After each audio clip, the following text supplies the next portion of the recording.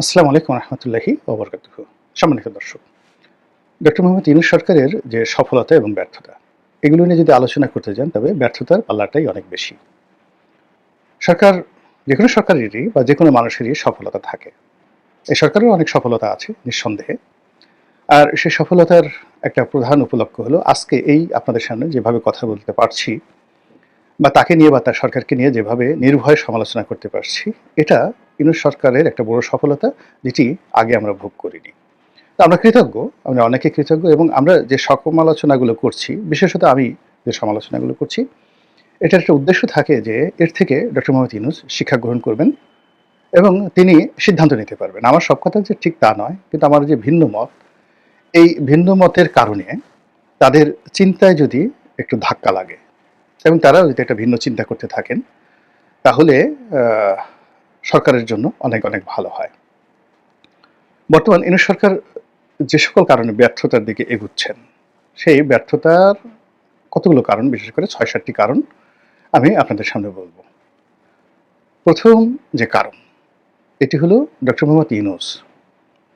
তিনি যেখানে বসে আছেন, যে কর্ম কাজ করছেন, তার চিন্তা, অর্থাৎ তার শরীর যমুনাতে, কিন্তু তার মন আমেরিকাতে।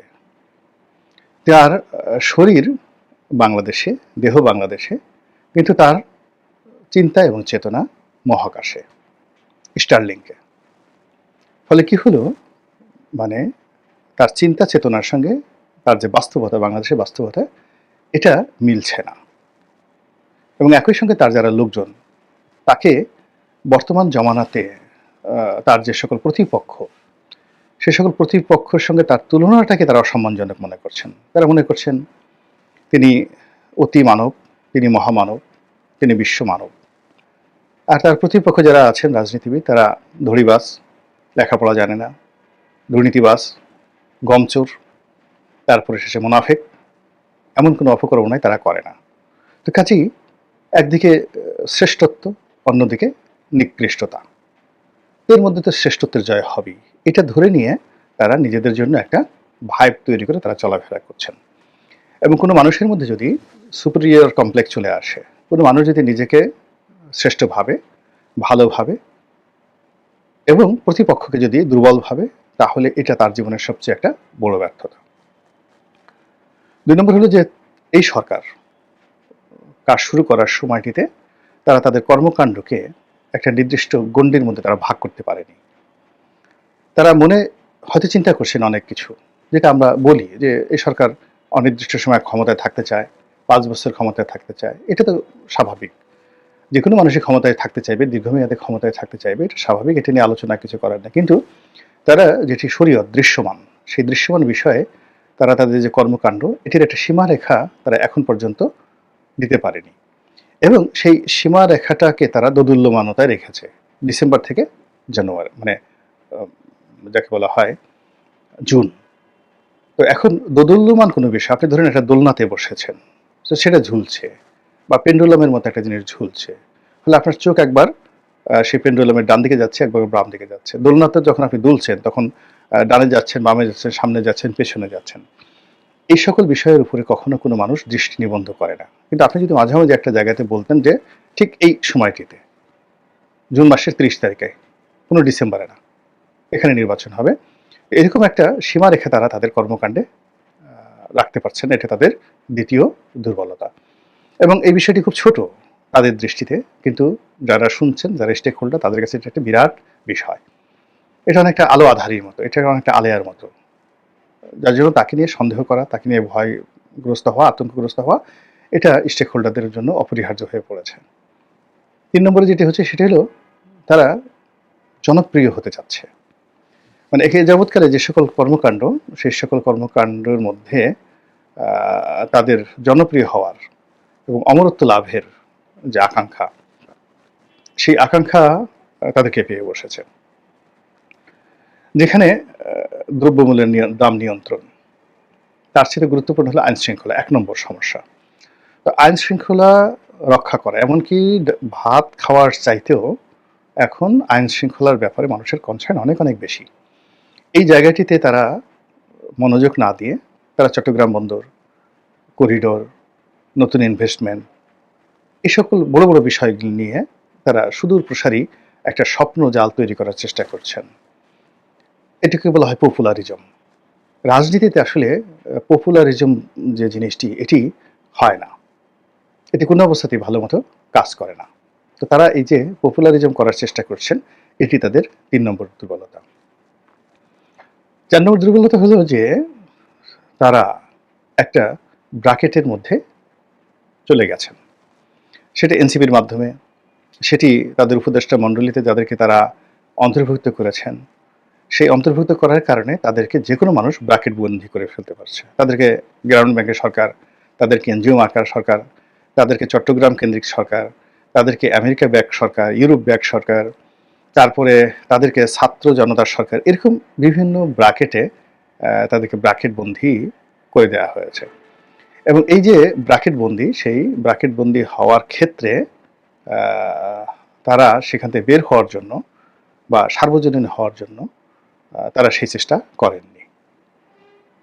৫ নম্বরে যদি আপনি তাদের যে ব্যর্থতার কথা চিন্তা করেন, সেই ব্যর্থতা হলো যে তারা এখনো পর্যন্ত আমাদের মানুষের মৌলিক যে আকাঙ্ক্ষা, রাজনৈতিক আকাঙ্ক্ষা, এটা অনুধাবন করতে পারেননি। No one. আসলে মানুষ কি চাচ্ছে? তারা মনে করছেন যে তাদের কি চাচ্ছে, নির্বাচন চাচ্ছে না, অন্তর্বর্তীকালীন সরকারকে ভালোবাসছে। তো মানুষের যে রাজনৈতিক আশা এবং আকাঙ্ক্ষা, এই আশা আকাঙ্ক্ষার জায়গাটা তারা আসলে রিড করতে এখন পর্যন্ত পারেননি। বিস্তর ফারাক। ২ নম্বর হলো যে মানুষের যে অর্থনৈতিক যে নিডস, প্রয়োজন, কার্যক্রম, এখানে বাংলাদেশের অর্থনৈতিক কার্যক্রম গরুচোরা কারবারি আছে, ফেন্সিডিল কারবারি আছে, গাজার ব্যবসায়ী আছে, রিক্সাওয়ালা আছে, ঠেলাওয়ালা আছে, তারপরে বৃহৎ গ্রুপ আছে, group of industries, group of companies, corporate culture আছে, মাল্টিন্যাশনাল কোম্পানি আছে, ব্যাংক আছে, বিমা আছে। মানে এগুলো বাংলাদেশের প্রকৃতি এবং পরিবেশের সঙ্গে নানাভাবে এগুলো যাকে বলা হয় সামঞ্জস্য রক্ষা করে তারা তাদের ব্যবসা বাণিজ্য করে।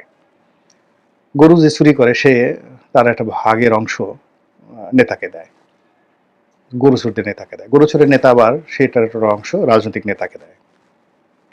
রাজনৈতিক নেতা পাশাপাশি আবার গরু চোর থানা, পুলিশ প্রশাসন তাদেরকেও দেয়। এইভাবে পকেট চোরদের একটা সিন্ডিকেট আছে, ছিনতাইকারীদের সিন্ডিকেট আছে, ভিক্ষুকদের সিন্ডিকেট আছে, এবং এরা সেই পুরো অর্থনীতিকে একটা যাকে বলা একটা বৃত্তের মধ্যে ঘুরোচ্ছে এবং এভাবেই ঘুরছে। এটাই ইকোনমি।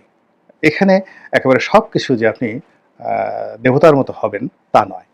এই জায়গাটাতে ডক্টর মোহাম্মদ ইউনূস বুঝতে পারেননি, হাত দেননি। তিনি পুরোটা জিনিসটাই মাইক্রো ক্রেডিট এবং গ্রামীণ ব্যাংকের ব্যাংকিং দিয়ে অনুধাবন করার চেষ্টা করছেন। ফলে কি হচ্ছে, গরু চোরা কারবারিতে ধস নেমেছে, গাজাতে ধস নেমেছে, বেশি হাসছে, কম আসছে, এলোমেলো হয়ে গেছে, পুরো মন্দ কাজে সয়লাভ হয়েছে। আগে একটা চ্যানেলের মাধ্যমে হতো, যেমন ধরেন আমাদের যাকে বলা হয় ড্রেন, বাসার মলমূত্র যেগুলো যায় সেগুলো একটা ড্রেন দিয়ে যায়, বাসা থেকে বের হয় পাইপের মাধ্যমে, তারপরে ড্রেন, হ্যাঁ, তারপর ম্যানহোল। এখন এগুলো যদি মেনটেন করে না করে সিটি কর্পোরেশন, আপনার ড্রেনটা ফেটে গেল, ম্যানহোলের ঢাকনা উপড়ে গেল, তখন কি হবে? ময়লা আবর্জনায় পুরো সমাজ সয়লাভ হয়ে যাবে। এবং ঠিক সেম ঘটনাটি এখন এই ডক্টর মোহাম্মদ ইউনূসের জমানাতে ঘটছে, যে এখন এই গরু চুরির টাকা মানে পবিত্র জায়গায় চলে যাচ্ছে, গাঁজা এমন জায়গাতে চলে যাচ্ছে এগুলো বলাও যাচ্ছে না। তো এই জিনিসগুলো অর্থনীতির যে চাকাগুলো, সেই চাকাটা সঠিক পথে না চলে ভেদা ক্যাদার মধ্যে চলে গেছে। তো ৬ নম্বর গেল এটা। এখন ৭ নম্বরে তার যে সমস্যা, সেই সমস্যাটা হলো সে কথা বলতে মানে পারছে না। সে কথা বলছে, যথেষ্ট কথা বলছে। সে মনে করছে যে এই কথা অক্সফোর্ড ইউনিভার্সিটিতে যেভাবে বলি, তারপরে বিদেশের বিভিন্ন সভা সমিতির সে যেভাবে বলি, ঠিক সেই কথাটা সে বাঙালিদের সঙ্গে বলতে সে স্বাচ্ছন্দ্য বোধ করছে না। সে যাই বলছে সমালোচনা পাত্রতে পরিণত হচ্ছে। এবং সরকারের যারা কর্তাব্যক্তি একই অবস্থা। দেখেন রেজওয়ানা কত সুন্দর সুন্দর শাড়ি পরেন, কত সুন্দর কপালে টিপ দেন, কত স্টাইল করে কথা বলেন, এত সুন্দর করে হাসেন, একটু রাগ হন না, কিন্তু পাবলিক তার কথা কমিউনিকেট করতে পারছে না, রাগ হয়ে যাচ্ছে। একইভাবে আপনি চিন্তা করেন আসিফ নজরুল সাহেব, দ্য মাস্টার অফ টকিং, কত সুন্দরভাবে কথা বলতেন, কিন্তু এই যে জনগণের সঙ্গে কথার সঙ্গে তিনি কমপ্লাই করতে পারছেন না। না করার কারণে কি হচ্ছে, জনগণ রাগ হয়ে যাচ্ছে। আর এই ভয়ে অনেক লোক, আদিলুর রহমান শুভ্র সাহেবের মতো লোক, তারপর শেষে অন্যান্য যারা আছেন, বিশেষ করে ব্রিগেডিয়ার সাখাওয়াতের মতো লোক একেবারে জবানে তালা লাগিয়ে ফেলেছেন যে না, কথা আমরা বলবো না। ফলে এই যে তারা যে কথা বলতে পারছেন না এবং কথা শুনতেও পারছেন না, তারা পাবলিকের কথাকে ভীষণ ভয় পাচ্ছেন। এখন ডক্টর মোহাম্মদ ইউনূস যদি এরশাদকে ডাকতেন পার্সোনালি, যে বাবা আসো তোমার সাথে কথা বলি, বাবারে এই দেখো এই সমস্যা, বাদ দাও তো, তোমরা তো আর কদিন পর ক্ষমতা আসতেছো, তোমরা আর কদিন পর ক্ষমতা আসতেছো, বাবা তোমার যখন যা দরকার আসো আমার কাছে বলো, আমি দোয়া করি তুমি অনেক বড় হও, তুমি আমার কাছে এই খণ্ডিত চাচ্ছ কেন? তোমার বাবা অখণ্ডিত সিটি কর্পোরেশনের মেয়র ছিলেন, তো অখণ্ডিত সিটি কর্পোরেশনের মেয়র ছিলেন, পুরো ঢাকা শহরের মেয়র, আর তুমি দক্ষিণ সিটির মেয়র হওয়ার জন্য লাফাচ্ছ। তুমি আমার কাছে দাবি করবো যে আপনি তাড়াতাড়ি এই দুই ঢাকাকে শেখ হাসিনা আলাদা করে দিয়েছেন, আপনি এক করে দেন, এটা তোমার জন্য লাভজনক। এবং তোমার প্রতিদ্বন্দ্বী এই ঢাকা শহরে তখন দুই ঢাকার উত্তর এবং দক্ষিণ যদি এক হয়ে যায়, ইলেকশন হয়, এই বিএনপি যদি ক্ষমতায় আসে, তাহলে তোমাকে ছাড়া কে মনোনয়ন দেবে কাকে? এখানে তো বিকল্প নাই, তুমি এটা লাভবান হবা। তো তুমি সেই মানে অখণ্ড ঢাকার মেয়র না হয়ে তুমি খণ্ডিত ঢাকার মেয়র হওয়ার জন্য তুমি ঘোরাফেরা করছো। এই কথাটুকু যদি উনি খালি বলতেন ডেকে এনে, আমার বিশ্বাস যে এরশাদ একটা টু শব্দ করতো না। জাস্ট একটা উদাহরণ দিলাম, এরকম অনেক কিছু, এরকম অনেক কিছু। তিনি মুভ করে বিভিন্ন জায়গাতে যাচ্ছেন, বিভিন্ন মানুষের সাথে কথাবার্তা বলছেন। তো তিনি এই যে মানুষের সাথে কথা বলতে ভয় পাচ্ছেন, এটাই হলো তার ৭ নম্বর ব্যর্থতার দলিল। এখন তাকে যেতে হবে, যদি অক্টোবরে যেতে হবে। কিভাবে তিনি যাবেন? ৭টি দরজা তার আছে। ১ নম্বর দরজা হলো শান্তিপূর্ণ একটা দরজা, একেবারে জান্নাতি দরজা। তিনি সুন্দর একটা নির্বাচন করবেন, তারপরে শেষে তিনি ক্ষমতা হস্তান্তর করবেন, ফুলের মালা নিয়ে হাসতে হাসতে চলে যাবেন। এই একটা দরজা। এটা কি সম্ভব? আপনারাই বলেন। ২ নম্বর দরজা হলো যে তিনি ওই যমুনাতেই থাকবেন, তারপর হঠাৎ করে একদিন ওখানে তিনি অসুস্থ হয়ে পড়বেন এবং ওখানে যা কিছু হওয়ার হবে, আর আমি আঁকালাম না। ৩ নম্বর দরজা হলো যে তিনি যমুনা থেকে বের হবেন, বের হয়ে বাংলাদেশের মধ্যে কোনো একটা জায়গাতে যাবেন এবং সেটা সম্মানজনক নয়। ৪ নম্বর দরজা হলো অলনে ছাড়েন, এখন তিনি জাপানে আছেন, তিনি বিদেশে কোনো একটা জায়গাতে যাবেন, তারপরে শেষে তাকে যাকে বলা হয় এই বাংলাদেশের যে পরিবেশ পরিস্থিতি সম্পর্কে তিনি জানবেন, আর তিনি সেখান থেকে ফেরত আসবেন না, এরকম একটা ঘটনা। ৫ নম্বর জন্য তার যে দরজা, সেই দরজাটা হলো তাকে শেখ হাসিনার মতো এইভাবে হেলিকপ্টারে করে নিয়ে যাওয়া হবে, তিনি যাবেন তাদের মতো করে, এরকম একটা ঘটনা ঘটতে পারে। ৬ নম্বর দরজা হলো তিনি এরশাদের পরিণতি ভোগ করতে পারেন, ক্ষমতাচ্যুত বেগম জিয়ার পরিণতি ভোগ করতে পারেন। আর ৭ নম্বরটা কি হতে পারে? দরজাটার আকার আঙ্গিক আল্লাহ মাফ করুক, ও কথা আমরা স্মরণও করতে চাই না। তার ভাগ্যে কোনটা আছে? আমি ১ থেকে ৭টা অপশন বললাম, এটার সিদ্ধান্তের মালিক স্বয়ং আল্লাহ রাব্বুল আলামিন। তিনি সময় মতো ব্যবস্থা করে দেবেন সবকিছু, এবং যেটা আমাদের জন্য কল্যাণ হবে সেটাই যেন আল্লাহ ব্যবস্থা করেন। আসসালামু আলাইকুম ওয়া রাহমাতুল্লাহি ওয়া বারাকাতুহু।